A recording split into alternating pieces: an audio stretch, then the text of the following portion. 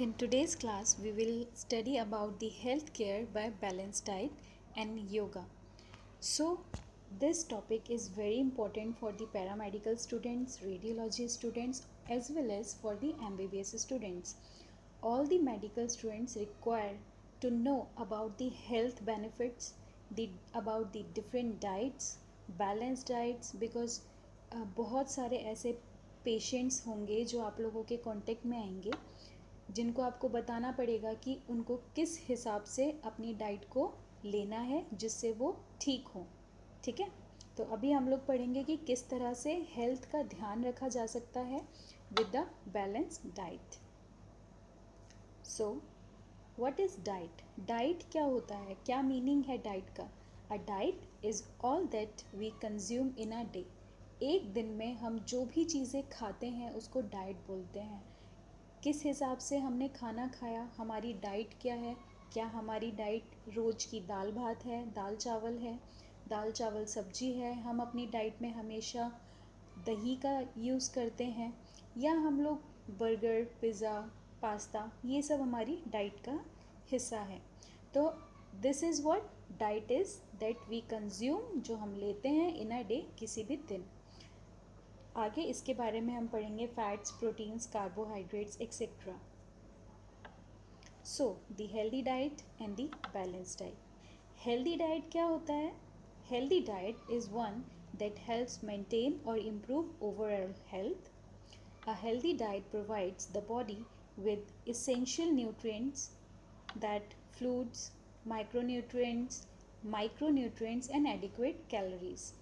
एक healthy diet हर इंसान को लेनी चाहिए, हर पर्सन को लेनी चाहिए, जो हमारी बॉडी को अच्छा हेल्दी बना के रखता है, हमारी ओवरऑल हेल्थ को मेंटेन करके रखता है, इम्प्रूव करके रखता है, जिससे हमें बहुत तरीके की डिफरेंट न्यूट्रिशन प्रोवाइड होते हैं जो हमारे बॉडी में काम करने का हेल्प करते हैं, डिफरेंट ऑर्गन्स को पंप करने का भी हेल्प करते हैं। So, a healthy diet may contain fruits, vegetable, whole grain and includes little to no processed food and sweetened beverages. Means कि बहुत सारे ऐसे फ्रूट्स हैं, वेजिटेबल्स हैं, होल ग्रेन्स हैं जो हम लोग दाल चावल खाते हैं, और बहुत सारी ऐसे खाने जो बहुत ज़्यादा प्रोसेस्ड नहीं है, बहुत ज़्यादा उनमें स्वीटनर्स और प्रिजर्वेटिव्स नहीं डले हुए हैं, दैट इज़ हेल्दी डाइट। अगर हम लोग मार्केट से कोई हेल्दी डाइट के नाम पे कोई ड्रिंक लेते हैं, उसमें बहुत तरीके की प्रिजर्वेटिव्स होते हैं, उसको टेस्ट अच्छा बनाने के लिए बहुत सारे उसमें स्वीटनिंग डाली होती है, इसलिए हमें, अगर हम ज़्यादा रॉ चीज़ों का यूज़ करेंगे अपनी डाइट में, वो ज़्यादा बेनिफिशियल होगा। So finally here we come about the balance diet. अब जो भी हम डाइट ले रहे हैं, क्या हमें पता है कि वो हम सही मात्रा में ले रहे हैं कि नहीं ले रहे हैं, हमें कितना रिक्वायर है, कितना नहीं है? तो जब भी किसी भी न्यूट्रिएंट को, whatever we eat, we should know about the nutrients we are eating. ठीक है, तो कोई भी जो भी फूड है वो सही मात्रा में हमारी डाइट में जब इंक्लूड होता है, उसको बैलेंस डाइट बोलते हैं।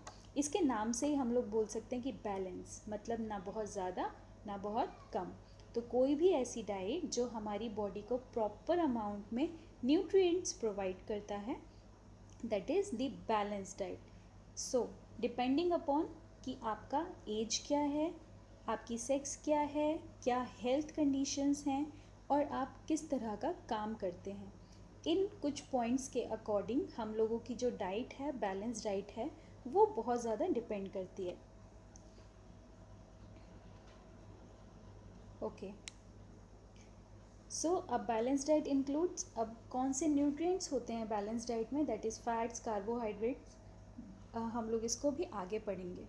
तो इसके हिसाब से डाइट वेरी करता है पर्सन टू पर्सन, कि कौन से टाइप का पर्सन है जिसको किस टाइप की डाइट लेनी चाहिए। इन शॉर्ट, न्यूट्रिएंट्स कितने अमाउंट का होना चाहिए, कौन सा न्यूट्रिएंट्स होना चाहिए प्रॉपर, किस पर्सन के लिए लेना चाहिए, ये हमारी जो है बैलेंस डाइट है। ठीक है, कौन सा न्यूट्रिएंट्स, कितना अमाउंट, और किस पर्सन के लिए। So this is all based on the balanced diet. All the nutrients are present in the foods that we eat. Whatever we are eating उसमें न्यूट्रिएंट्स होते हैं.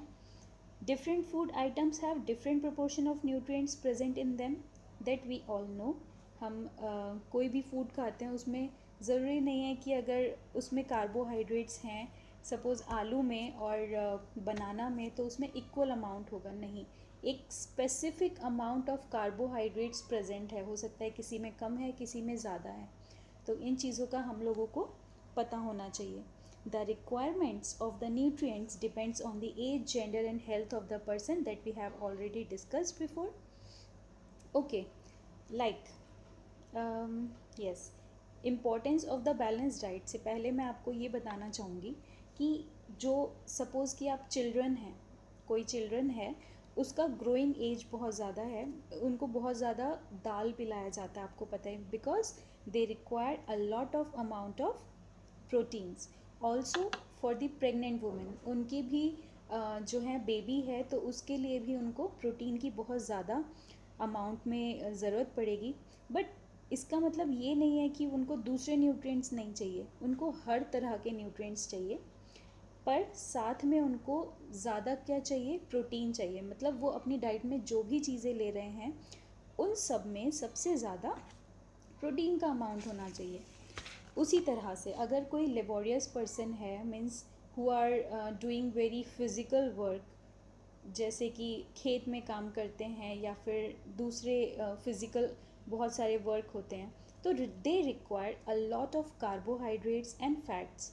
बिकॉज जो कार्बोहाइड्रेट्स और फैट्स होते हैं उसमें बहुत ज़्यादा एनर्जी गिविंग फूड्स हैं. ये हमारी बॉडी को बहुत ग्लूकोज प्रोवाइड करता है, एनर्जी प्रोवाइड करता है, जिससे जो भी लेबोरियस, जो वो पर्सन है जो काम कर रहा है, उसका एक्टिविटी अच्छे से हो. जब हम बीमार होते हैं, ये थर्ड कंडीशन है, तो डॉक्टर हमको सजेस्ट करता है कि आप जो है बहुत ज़्यादा अपनी डाइट में वेजिटेबल्स और फ्रूट्स का इंक्लूड करो, सो दैट हमारी बॉडी रिकवर कर सकती है, स्ट्रॉन्ग हो सकती है to fight against the infections and different diseases. So this is all about the balanced diet. Some of the importance here we can see. Balanced diet leads to a good physical and good mental health. It helps in proper growth of the body. Also, it increases the capacity to work. Balanced diet increases the ability to fight or resist disease. सो ये सारे importance हैं एक balance diet के, इसलिए हमें balance diet की बहुत ज़्यादा ज़रूरत होती है. Here in this image you can see, नीचे यहाँ पे फ्रूट्स एंड वेजिटेबल जो ब्लू कलर का है, तो हमारी बैलेंस डाइट में, एक नॉर्मल पर्सन की बैलेंस डाइट में ऑलमोस्ट 40% ऑफ फ्रूट्स और वेजिटेबल्स होने चाहिए, राइट. फाइबर रिच कार्बोहाइड्रेट्स 25% होना चाहिए, प्रोटीन्स 25% एंड फैट्स सबसे ज़्यादा कम होना चाहिए, that is around 10%.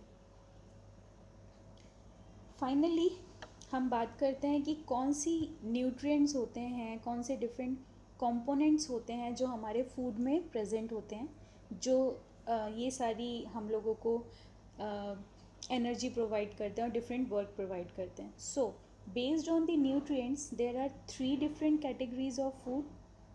First is energy giving food, second is body building food and third is protective food. तो ये डिपेंड करता है कि हमारी बॉडी का मेजर न्यूट्रिएंट्स जो हैं वो कौन कौन से major nutrients of the food कौन कौन से हैं, उसके बेसिस पे ये category of the food divide है. सो एनर्जी गिविंग फूड में आते हैं जैसे कि फैट्स हुए, कार्बोहाइड्रेट्स हुए, क्योंकि ये बहुत ज़्यादा जो एनर्जी प्रोवाइड करते हैं, इसीलिए जितने भी फैट्स टाइप के फूड हैं, कार्बोहाइड्रेट्स हैं, हमें वो खाना चाहिए अगर हमारा काम एनर्जी से बेस डिपेंड करता है. Second is body building foods, वो है प्रोटीन.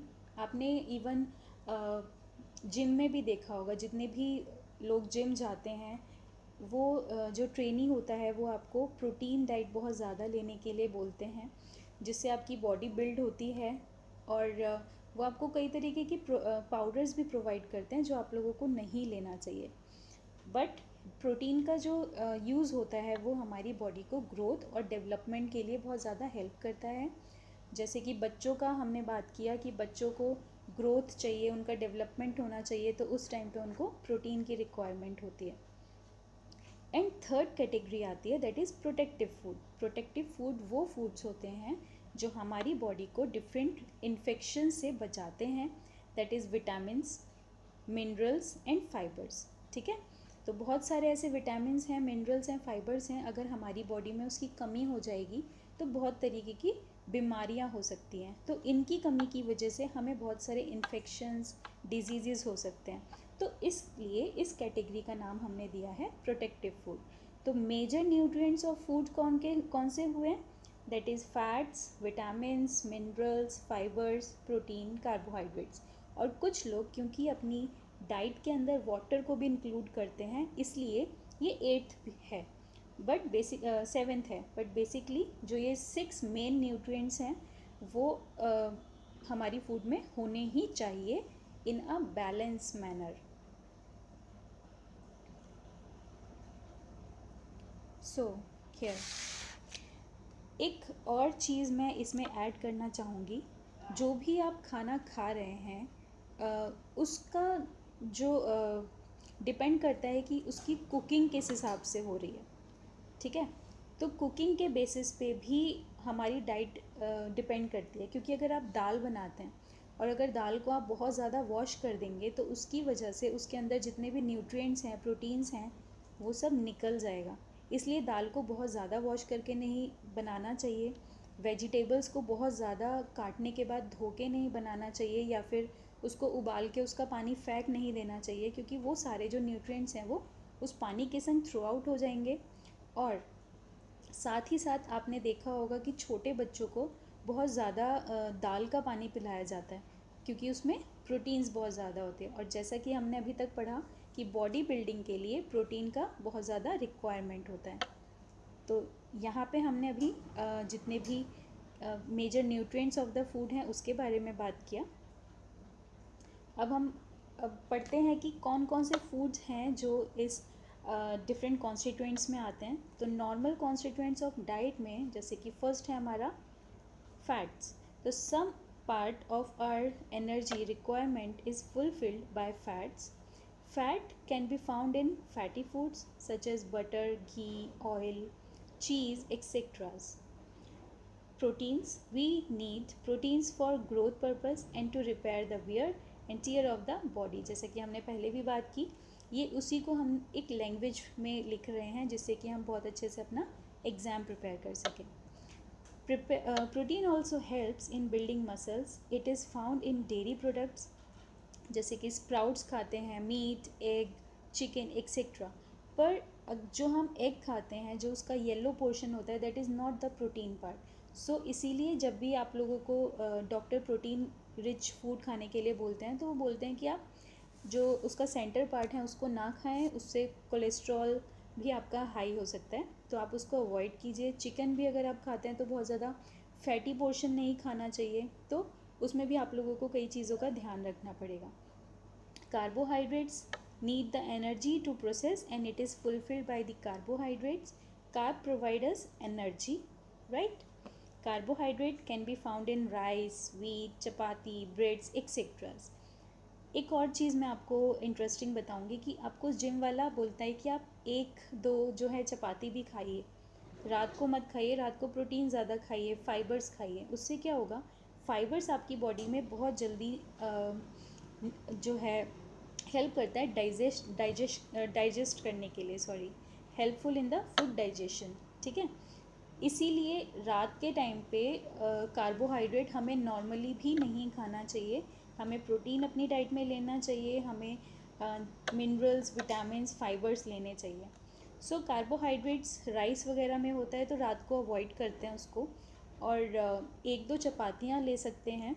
जिम ट्रेनर इसलिए बोलते हैं क्योंकि आप बहुत सारी एक्सरसाइज भी करते हैं और डेली वर्क भी आपका होता है, तो उसको भी आप बैलेंस कर सकें, आपको जो कार्बोहाइड्रेट्स हैं उसकी कमी ना हो, इसलिए भी वो आपकी बैलेंस डाइट में उसको इंक्लूड करके रखते हैं। और जो नेक्स्ट है that is mineral and vitamins and fibers. These are improves the body resistance to disease. We mainly obtain it from vegetables and fruits. Deficiency disease like anaemia goitre, अगर हम लोग अपनी डाइट में प्रॉपर विटामिन्स मिनरल्स और fibres नहीं लेते हैं तो कई सारे तरह की हमारी बॉडी में इनकी डेफिशिएंसी की वजह से डिजीज़ कॉज हो सकती है, जैसे कि एनीमिया हुआ, गोइटर हुआ, etcetera can be cause due to the lack of mineral in the body. Here in this image you can see कि फूड ग्रुप्स किस हिसाब से डिवाइड है. ये आपको सिर्फ लर्न करने के लिए ईजी होगा, आप इसको देख सकते हैं कि 3 कैटेगरी में डिवाइड किया है हमने. That is body building foods, protective foods and energy giving foods. Body building that is protein includes chicken and different pulses, दाल और chickens. Protective food includes mineral and vitamins जिसमें फ्रूट्स वेजिटेबल्स होते हैं. और energy giving foods that is carbohydrates and fat जिसमें cereals and fats and sugars होते हैं. For this we have completed to learn about the balanced diet.